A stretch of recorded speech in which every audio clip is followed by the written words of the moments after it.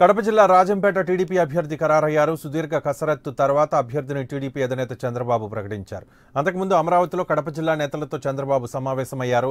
సీట్ల కేటాయింపుపై చర్చించారు. నేతల అభిప్రాయాలు తీసుకున్నారు. అసంతృప్త నేతలను బుజ్జగించారు. పార్టీ అభిప్రాయం మేరకు అంతా పనిచేయాలని సూచించారు. నేతలతో సంప్రదింపుల తర్వాత మాజీ ఎమ్మెల్సీ బత్యాల చెంగల్రాయుడిని రాజంపేట అభ్యర్థిగా ముఖ్యమంత్రి ప్రకటించారు. అలాగే రాజంపేట పార్లమెంటు పరిధిలోని 7 అసెంబ్లీ స్థానాలకు అభ్యర్థుల్ని ఎంపిక చేశారు.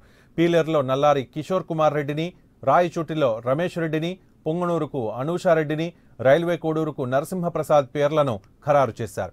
ఇక మదనపల్లె, తంబళ్లపల్లె సీట్లపై త్వరలో ముఖ్యమంత్రి ఒక నిర్ణయం తీసుకోనున్నారు.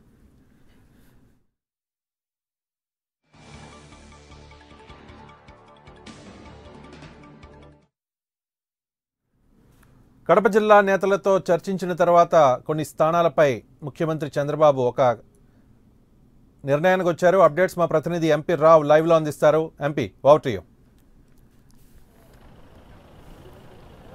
అసెంబ్లీ అభ్యర్థుల ఎంపికలో దూకుడుగా వెళ్తున్న ముఖ్యమంత్రి చంద్రబాబు నాయుడు ఒక్కొక్క జిల్లాల వారీగా, పార్లమెంట్ సెగ్మెంట్ల వారీగా తుది జాబితాను కూడా ప్రకటించుకుంటూ వస్తున్నారు.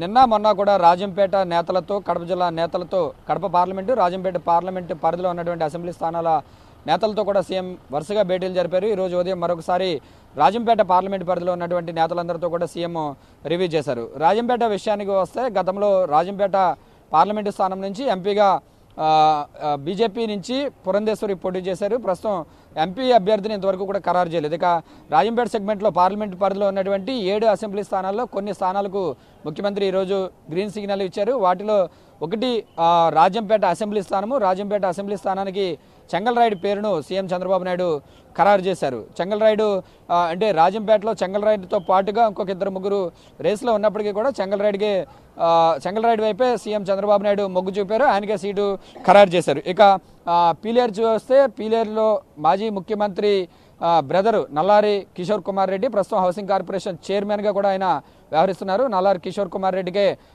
సీట్ ఇస్తున్నట్టుగా కూడా ముఖ్యమంత్రి స్పష్టం చేశారు. ఈరోజు జరిగిన రాజంపేట పార్లమెంటు పరిధిలోనే ఉన్నటువంటి రివ్యూలో ఈ 2 స్థానాలను ఖరారు చేశారు. అలాగే పొంగనూరు నుంచి అనూషారెడ్డి, గతంలో ఎప్పటి నుంచో కూడా సీనియర్ నేతగా ఉన్నారు, పొంగనూరు అనూషారెడ్డికి ఖరారు చేశారు. ఇక రాయచోటి చూస్తే రమేష్ రెడ్డి, రాయచోటి నుంచి రమేష్ రెడ్డికి కూడా సీటు కన్ఫర్మ్ అయింది. ఇక రైల్వే కోడి నుంచి వచ్చేసి పంతగాని నరసింహప్రసాద్కి కూడా సీటు కన్ఫర్మ్ చేశారు. మొత్తం 5 స్థానాలకు అధినేత చంద్రబాబు నాయుడు గ్రీన్ సిగ్నల్ ఇచ్చారు. మరొక 2 స్థానాలు తంబాలపల్లె, మరొకటి తంబాలపల్లితో పాటుగా మదనపల్లి, ఈ 2 స్థానాలకు కూడా అభ్యర్థులను ఎంపిక చేయాల్సి ఉంది. తంబాలపల్లి నుంచి ప్రస్తుతం శంకర్ యాదవ్ పేరు పరిశీలనలో ఉన్నప్పటికీ కూడా మరొక 2-3 పేర్లు కూడా పరిశీలనలో ఉన్నాయి. కాబట్టి వారం రోజుల్లోగా మదనపల్లి, తంబాలపల్లి స్థానాలకు అభ్యర్థులను ఖరారు చేయాలని చెప్పి కూడా చంద్రబాబు నాయుడు నిర్ణయించారు. మొత్తానికైతే రాజంపేట, ముఖ్యంగా రాయలసీమ విషయంలో చంద్రబాబు అభ్యర్థుల ఎంపికలో చాలా ఆచితూచి అడుగులు వేస్తున్నారు. రాయలసీమలో వైసీపీకి, తెలుగుదేశం పార్టీకి కూడా గట్టి పోటీగా ఉంటుంది. కాబట్టి బలమైనటువంటి అభ్యర్థులను రంగంలోకి దించేందుకు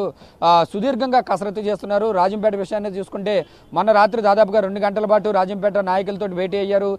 నిన్న మరొకసారి 2 గంటల పాటు రాజంపేట పార్లమెంట్ నియోజకవర్గంలో ఉన్నటువంటి అందరు నేతలతో కూడా భేటీ అయ్యారు. ఈరోజు మరొక 2 గంటల పాటు భేటీ అయిన తర్వాత ఈ 5 స్థానాలకు కూడా అభ్యర్థులను ఎంపిక చేశారు. వీరందరికీ కూడా CM Chandrababu Naidu green signal ఇచ్చారు. వెళ్ళి కాన్స్టిట్యున్సీస్లో పని కూడా చేసుకోవాలి, ఎన్నికలకు సిద్ధం కావాలని చెప్పి కూడా వీరందరికీ కూడా దాదాపుగా తేల్చి చెప్పేసినటువంటి పరిస్థితి. ప్రస్తుతం అయితే కడప పార్లమెంటు సెగ్మెంట్కు సంబంధించి ప్రస్తుతం సీఎం వద్ద రివ్యూ జరుగుతుంది. కడప పార్లమెంటు పరిధిలో కూడా ఒక 5 స్థానాలకు అభ్యర్థులను ఈరోజు ఫైనల్ చేయనున్నారు. కడప విషయానికి వస్తే ఒక మైదుకూరు స్థానంలో మాత్రం ఇంకా స్పష్టత రావాల్సి ఉంది. నిన్న రాత్రి మాజీ మంత్రి డిఎల్ రవీంద్రారెడ్డి నిన్న రాత్రి పొద్దుపోయిన తర్వాత 11 గంటలకు ముఖ్యమంత్రి చంద్రబాబు నాయుడు కలిశారు. మైదుకూరు స్థానాన్ని తనకు కేటాయించాలని కోరినప్పటికీ కూడా ఈరోజు ఉదయం టీటీడీ చైర్మన్ సుధాకర్ యాదవ్ సీఎంని కలవడానికి వచ్చారు.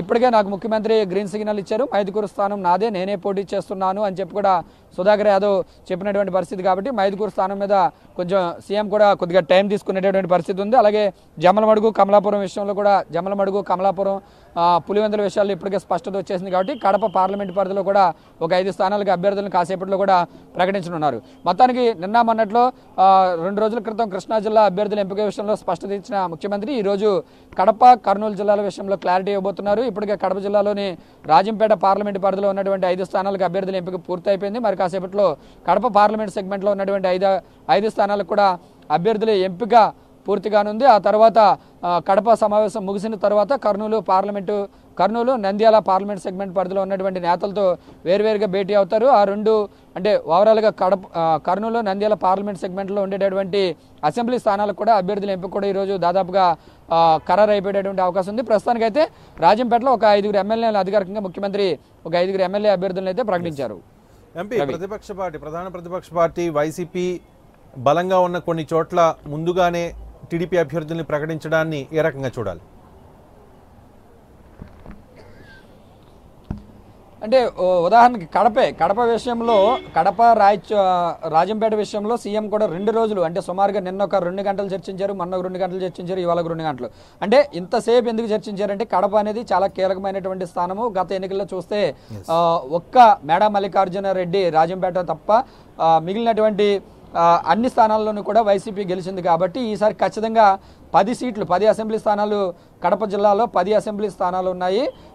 10 అసెంబ్లీ స్థానాల్లో కూడా పూర్తి మెజార్టీ స్థానాలు 1-2 స్థానాలు తప్ప మిగిలిన అన్ని స్థానాలు కూడా గెలవాలని చెప్పి నిన్న కడప జిల్లా నేతలతో ముఖ్యమంత్రి చర్చించిన సందర్భంలో ఆయన దిశానిర్దేశం చేశారు. ఎందుకంటే ఇప్పటికి కూడా కడప జిల్లా అంటే వైసీపీకి కంచుకోటగానే ఉంది. మిగిలిన అన్ని జిల్లాలతో పోలిస్తే కడపలో వైసీపీ బలంగా ఉంది. కానీ రాత్రి ఈ 2 రోజులుగా జరిగినటువంటి రివ్యూలో చూస్తే మాత్రం కడప జిల్లాలో గతంలో కంటే వైసీపీ బలపడింది. కాబట్టి ఖచ్చితంగా మనం 1-2 స్థానాలు తప్ప ఖచ్చితంగా మిగిలిన అన్ని స్థానాల్లో కూడా టీడీపీ గెలుపొందుతుంది. కాబట్టి ఆ గెలుపొందే అభ్యర్థులకే నేను సీట్లు ఇస్తానని చెప్పి నిన్న అధినేత చంద్రబాబు నాయుడు కడప జిల్లా నేతలకు స్పష్టం చేశారు. దాంట్లో భాగంగానే ఈ రోజు ప్రకటించినటువంటి ఈ 5 స్థానాల అభ్యర్థులు కూడా చాలా బలమైనటువంటి అభ్యర్థులు. రాజంపేట చూసినట్లయితే చెంగల్రాయుడు చాలా బలమైనటువంటి కమ్యూనిటీ, అక్కడ బలిజ కమ్యూనిటీకి చెందినటువంటి వ్యక్తి. రాజంపేటలో బలిజ కమ్యూనిటీ అనేది చాలా స్ట్రాంగ్ కమ్యూనిటీ కాబట్టి చెంగల్రాయుడికి ఇవ్వడానికి రైట్. ఎంపీ మరింత తాజా సమాచారం కోసం మిమ్మల్ని మళ్ళీ కాంటాక్ట్ చేస్తాం. కడప జిల్లా రాజంపేట టీడీపీ అభ్యర్థి ఖరారయ్యారు. అలాగే